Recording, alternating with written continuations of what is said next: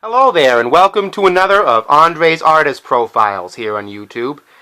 This is an artist profile that's really important personally to me, and I came extremely close to missing it completely.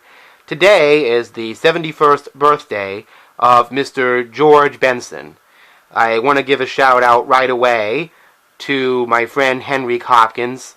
Henrik, it's amazing how much your name shows up in these videos, but I gotta tell you, you're just an enormous inspiration. And because George Benson comes up in at least one out of every two or three of our conversations says something about this guy. I mean, even legendary, blues, rock, guitar player Eric Clapton has been quoted as saying that he is completely in awe of George Benson's playing. I mean, most people at least know one George Benson song, but the man is an absolute virtuoso. But aside from that, George Benson has such an enormous catalog. In order to be a completist of his, he'd have to kind of really be the only artist you had. I mean, he has well over 30 or 40 albums. I mean, I haven't really counted all of them, but he has a lot of albums, not counting compilations, studio albums, live albums, so on and so forth. Got to start out with playing with Jack McDuff, signed with Columbia, and a lot of people think that George Benson sold out when he went over to Warner Brothers, when he started singing on his records. But, as Henrik will attest to, George Benson was singing along with his guitar playing back on his early days at Columbia on albums like the George Benson Cookbook.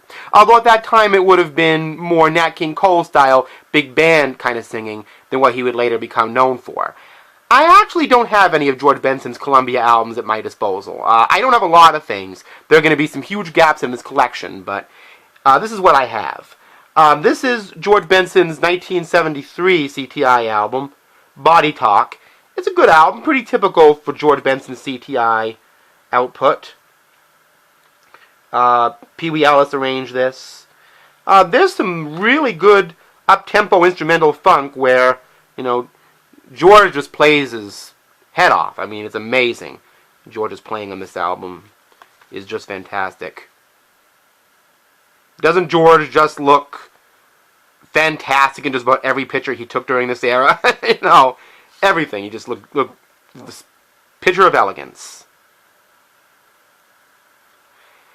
The next album is Bad Benson. I actually got this album at where my mother used to work at a lab. One of her co-workers was a record distributor, and he bought in a few extra albums he had that were they had to be sold at a reduced price in order to make some kind of profit or something.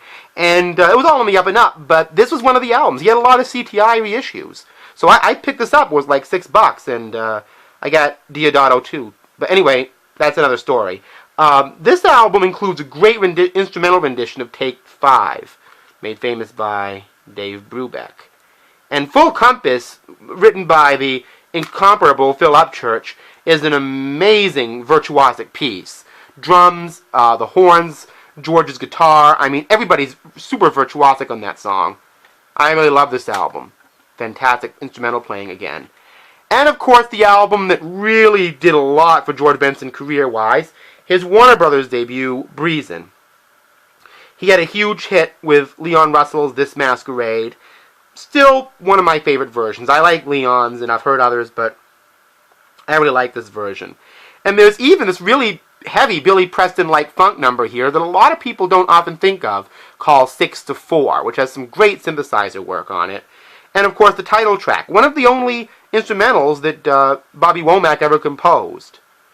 It's become a big hit. Sometimes Breezin' has actually been used on Canadian prepackaged bacon commercials, but that's a whole other conversation. So I'm not thinking of, packaged meat when I think of this album.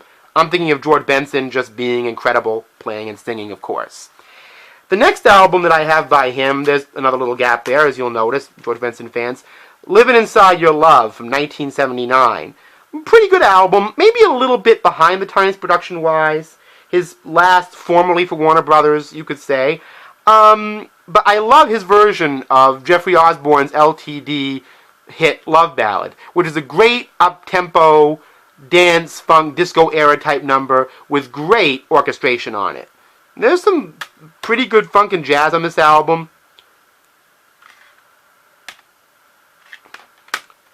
Not a bad record at all. Now this album, oh my goodness.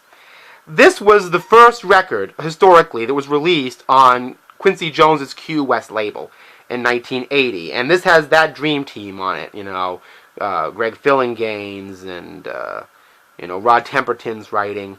And it has, you know, Michael Jackson and Off the Wall written all over it. You know, Give Me the Night, you know, goes right up there with Rock With You, of course. And there's a song on here called Off Broadway, kind of an instrumental adjunct to, you know, On Broadway, one of his big hits in 1977. Amazing Rod Temperton style of composition. And he had another big hit here with Moody's Mood for Love, which was more of a jazzy piece. And another song called Love Times Love, which really showcases playing very heavily. This is a fantastic album. Not a bad song on it. Not one. And he does a great version of Star of a Story, one of Heatwave's most amazing numbers that probably not a lot of people know about either. The next album is In Your Eyes. He had a big hit on this album with Lady Love Me One More Time, which was a big radio staple. This album was a little slicker than Give Me the Night, but, you know, it still has George Benson's playing and singing style. A little bit of a boogie funk influence here from 1983. You even get George on the CD, which is nice. There's George and his guitar. I really love this album, actually. The next album I have by him, I didn't care for his 1984 album, 2020, too much. While the City Sleeps. This is a very 80s sounding record. Another Warner Brothers release, actually. Produced by Narada Michael Walden and Kashif. Now, it has both their sounds, along with Tummy LaPuma, but it really emphasizes the funkier end of their sounds. There's more singing than playing on this album, but it's really strong material from 1986. I really like this album. The next album is from 1993, called Love Remembers,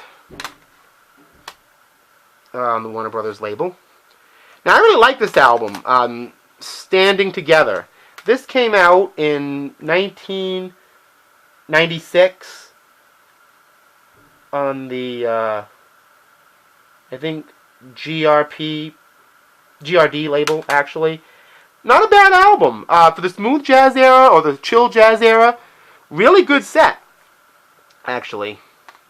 Really strong kind of mellow funk. He has some great albums recently, including this one, which is called Guitar Man from 2011. Now, this album features a number of Stevie Wonder covers, like Don't You Know and My Cherie Amour, John Coltrane's Naima, the Beatles' I Want to Hold Your Hand, and even old standards like Paper Moon and Danny Boy. George Benson did an album of Nat King Cole songs recently that I didn't really get into, but I love the way he reinterprets these songs. This is a fantastic new album. So, anyway, this is what I have for George Benson. One of my favorite musicians, favorite singers. Very happy 71st birthday to George today. And for the rest of you, I'll see you next time.